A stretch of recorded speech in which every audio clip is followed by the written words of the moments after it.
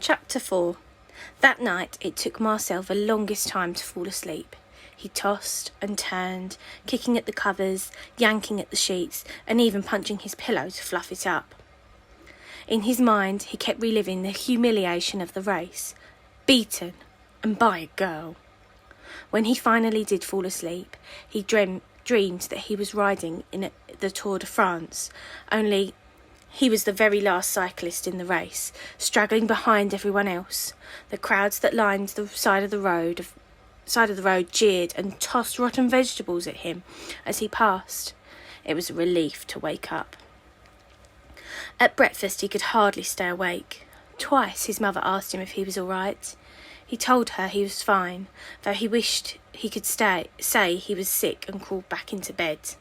But he knew if he did that, the other kids would think he was ashamed of being a loser, so ashamed that he had to stay home. No, as tired as he was, he had to go to school today. So after he ate, he picked up his satchel and headed down the road on his bicycle. When he reached the school building, he saw Delphine. He didn't feel tired anymore as she came right up to him. "I have something to show you," she said. "I know you're going to like it." "What is it?" he asked, curious. He was glad she did not make fun of him about losing to her. "It's a surprise," she said. "Wait until recess." All morning he wondered what it might be. When recess came, Marcel was the first one out of the door. Delphine followed close behind. He noticed she was lugging something in her satchel. While the other kids ran around chasing each other and shouting, they walked to a shady spot near the far end of the schoolyard. There were a couple of big flat rocks over there, and Delphine sat down on one of them and then pulled something out of her bag. "Voila," she said. "Look." It was a big leather-bound scrapbook. Marcel opened it to look inside. It was full of pictures of all the winners of the Tour de France. Some, like Antonin Magna and Ottavio Battista, had actually won twice. Now that was really something to be proud of. Along with the photographs, there were articles cut out from newspapers and magazines, maps and postcards that showed the cyclists' smiling faces peering out. There was even a bit of yellow fabric glued to one of the pages. "What's this?" Marcel touched the faded snippet. "A piece of jersey that belonged to Roger Lapierre," she said. "He won in 1937, said Marcel. "Right," said Delphine. My grandfather knew someone who knew him." "Was all this stuff your grandfather's?"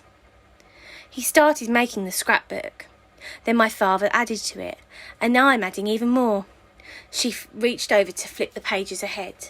There, close to the end of the book, were more recent pictures, which Marcel recognised. Delphine continued. My grandpa and my dad are both big Tour de France fans, but not my brother, though.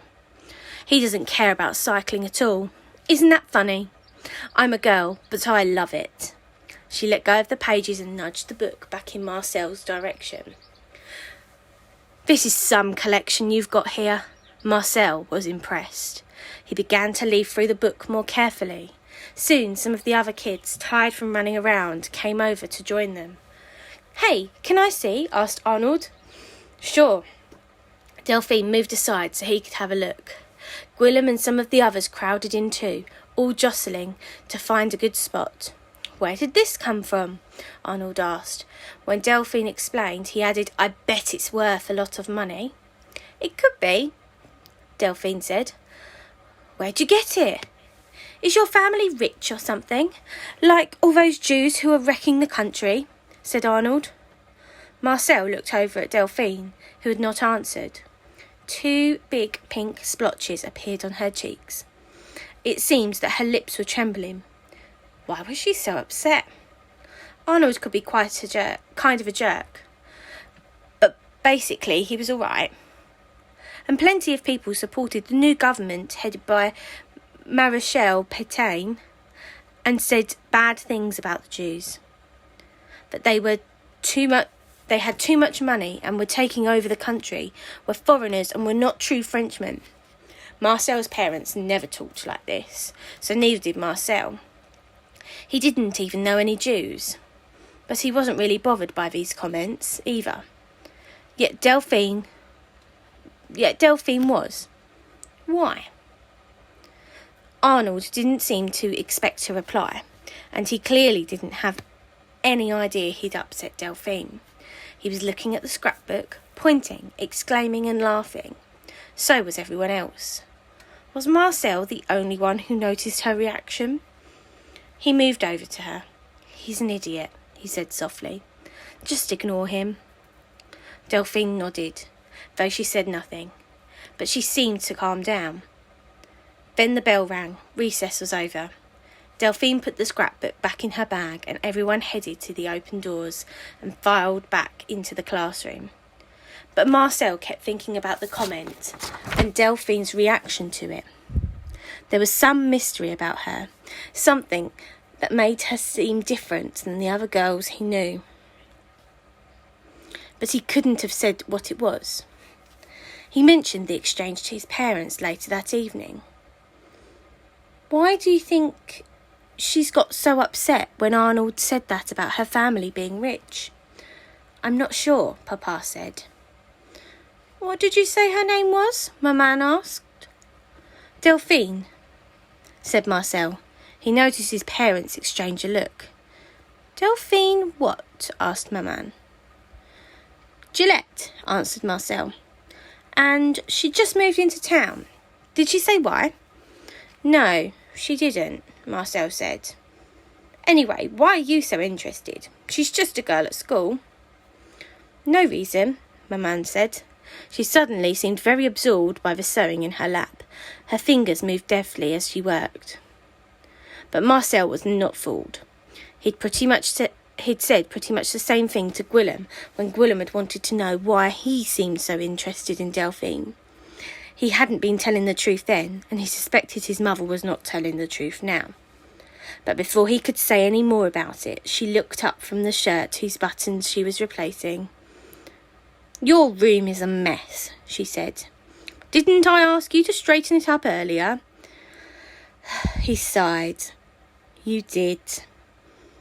And yet it still isn't done." "No," he said, knowing what was coming next. "Then would you please go do it now?"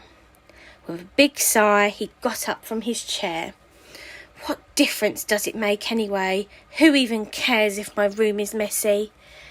But he said it softly so she wouldn't hear. And then, realising that any argument would be futile, he went off to do what she'd asked.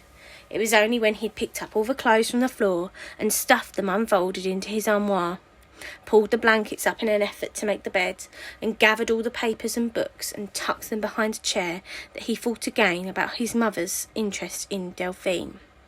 She said there was no special reason for it. So why didn't he believe her?